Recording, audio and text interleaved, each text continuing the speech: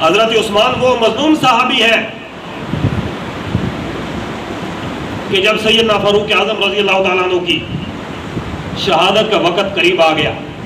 آپ کو نیزہ مارا گیا اور آپ کو یقین ہو گیا کہ اب میں دنیا میں رہنے والا نہیں ہوں، تو آپ رضی اللہ تعالیٰ عنہ نے ایک کمیٹی بنا دی، جس کمیٹی کے اندر حضرت علی المرتضیٰ موجود تھے، حضرت زبیر موجود تھے، حضرت طلحہ موجود تھے، حضرت عثمان رضی اللہ تعالیٰ عنہ موجود تھے۔ آپ نے فرمایا کہ ان میں سے جس کو آپ چاہے خلیفہ بنا لینا۔ حضرت عمر شہید ہو جاتے ہیں، اس کے بعد سب مسلمانوں کا اس بات پر اتفاق ہو گیا کہ حضرت عثمان رضی اللہ تعالیٰ عنہ کو خلیفہ بنایا جائے، اور حضرت علی المرتضیٰ نے بھی آپ کے ہاتھ پر بیعت کر لی اور آپ خلیفہ بن گئے، اور آپ نے اپنی خلافت کے اندر بہت بڑے کارنامے انجام دیے جن کا یہاں وقت نہیں ہے۔ آپ نے 44 لاکھ مربع میل پر اسلام کا پرچم بلند کیا، اور آپ نے اسلام کی بہت بڑی جو خدمت سر انجام دی ہے وہ آپ نے اسلامی بیڑی کی ابتدا کی ہے۔ حضرت امیر معاویہ رضی اللہ تعالیٰ عنہ نے جو بیڑا بنایا اس کی اجازت حضرت عثمان نے دی تھی، اور یہ بیڑا دراصل حضرت عثمان کے دور کے اندر تیار ہوا، اور حضرت عثمان رضی اللہ تعالیٰ عنہ کی بہت بڑی خدمت ہے اسلام کے اندر کہ آپ نے قرآن کو جو مختلف قراتوں میں تھا ایک قرات کے اندر جمع کر دیا تاکہ مسلمانوں کو پڑھنے کے اندر مشقت نہ ہو،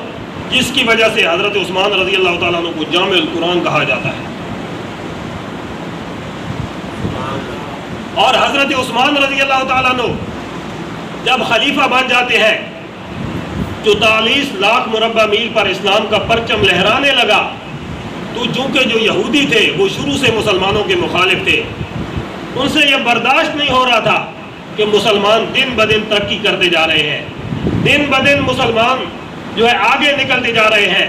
فتوحات ہوتی جا رہی ہیں، اور ہر جگہ اسلام کا پرچم لہراتا ہوا نظر آ رہا ہے۔ تو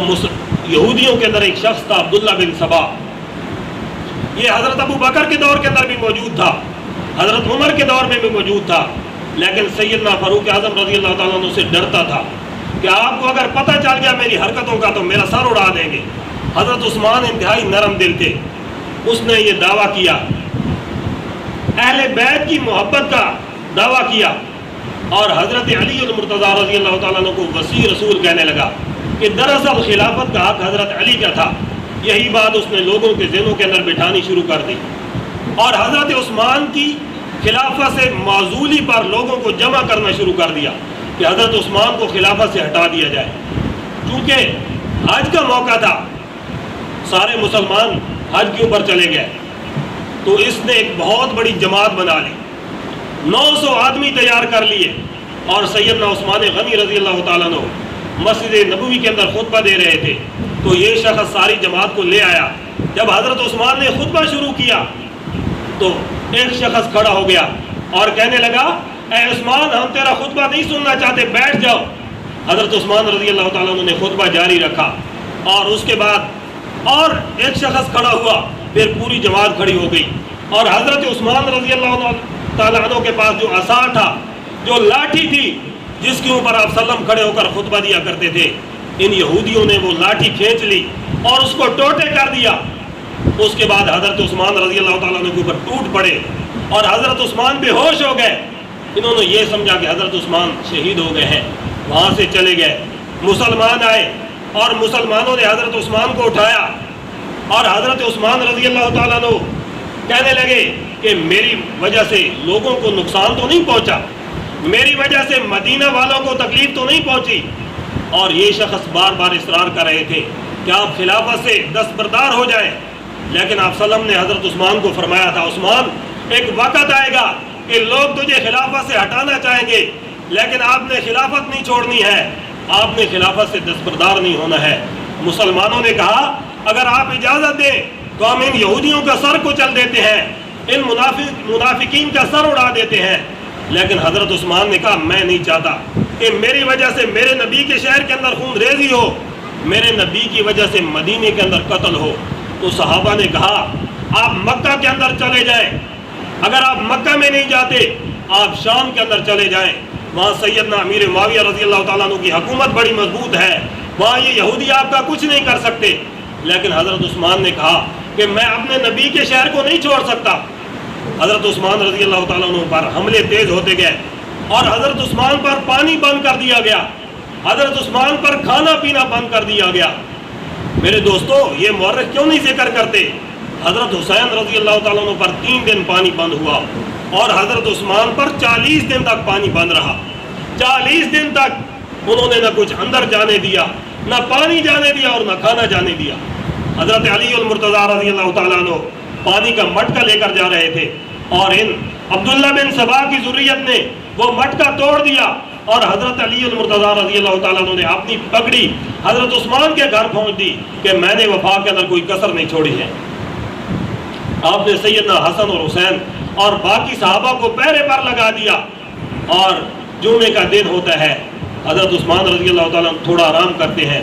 حضرت عثمان کو خواب کے اندر حضور صلی اللہ علیہ وسلم کی زیارت ہوئی اور فرمایا ابو بکر عمر بھی ساتھ تھے کہ آج آپ نے روزہ ہمارے پاس افطار کرنا ہے. حضرت عثمان رضی اللہ تعالیٰ عنہ نے فوراً غسل کر کے تلاوت شروع کر دی اور یہ عبداللہ بن سبا کی ذریت انہوں نے پیچھے سے چھلانگ لگائی اور چھت کے اوپر چڑھ گئے اور حضرت عثمان کے گھر کے اندر داخل ہو گئے چونکہ ان کی جماعت بہت زیادہ ہو چکی تھی. اور حضرت عثمان رضی اللہ تعالیٰ عنہ تلاوت کر رہے تھے اور حضرت عثمان رضی اللہ تعالیٰ عنہ کے سر پر لاٹھی ماری اور آپ کے سر سے خون نکلا اور قرآن کریم کے ورق پر گرا اور حضرت عثمان کے زبان پر یہ آیت تھی فَسَيَكْفِيكَهُمُ اللَّهُ وَهُوَ السَّمِيعُ الْعَلِيمُ. میرے دوستو، کسی کی شہادت کی گواہی بدر کا میدان دے گا، کسی کی شہادت کی گواہی احد کا میدان دے گا، کسی کی شہادت کی گواہی مدینہ کی گلیاں دے گی، لیکن عثمان غنی کی گواہی عثمان غنی کی شہادت کی گواہی رب کا قرآن دے گا. حضرت عثمان تلاوت کرتے رہے اور حضرت نائلہ جو عثمان کی بیوی تھی ان منافقین کے حملے کی وجہ سے اس کی انگلیاں کٹ گئیں اور انہوں نے ظلم کی انتہا کر دی. حضرت عثمان رضی اللہ تعالیٰ عنہ کے سینے پر چڑھ گئے اور آپ کی پسلیوں کو توڑ دیا. حضرت عثمان رضی اللہ تعالیٰ عنہ کی داڑھی کو پکڑ لیا اور آپ کے منہ پر تماچے مارے. حضرت عثمان غنی رضی اللہ تعالیٰ عنہ وہ مظلوم شہید ہے کہ تاریخ کے اندر جن کی مثال نہیں ملتی ہے. اور حضرت عثمان رضی اللہ تعالیٰ عنہ کے جو قاتل تھے ان کا پھر کیا حال ہوا؟ اب حضرت امام ابن سیرین رحمۃ اللہ علیہ فرماتے ہیں کہ میں حج کرنے کے لیے گیا تو میں نے کچھ لوگوں کو دیکھا کہ وہ کعبے کا غلاف پکڑ کر رب سے معافی مانگ رہے تھے اور کہہ رہے تھے یا اللہ مجھے معاف کر دے، ہمیں معاف کر دے، اور یقین ہے کہ تو ہمیں معاف نہیں کرے گا. حضرت ابن سیرین نے پوچھا تم کون لوگ ہو؟ کہنے لگے ہم وہ ظالم ہیں کہ جنہوں نے حضرت عثمان کو شہید کیا تھا اور حضرت عثمان کے سر پر لاٹھیاں ماری تھی. ابن سیرین انہیں پکڑ کر دھکے دیے اور فرمایا کہ نکل جاؤ یہاں سے، تمہیں تمہارا رب کبھی معاف نہیں کرے گا. حضرت عثمان رضی اللہ تعالیٰ عنہ ایک مرتبہ پہاڑ پر موجود تھے، آپ سلم ساتھ تھے، حضرت ابو بکر اور عمر بھی تھے، تو زلزلہ آ گیا. آپ سلم نے پہاڑ کو فرمایا ٹھہر جاؤ، تیرے اوپر ایک نبی موجود ہے، ایک صدیق موجود ہے اور تیرے اوپر 2 شہید موجود ہیں.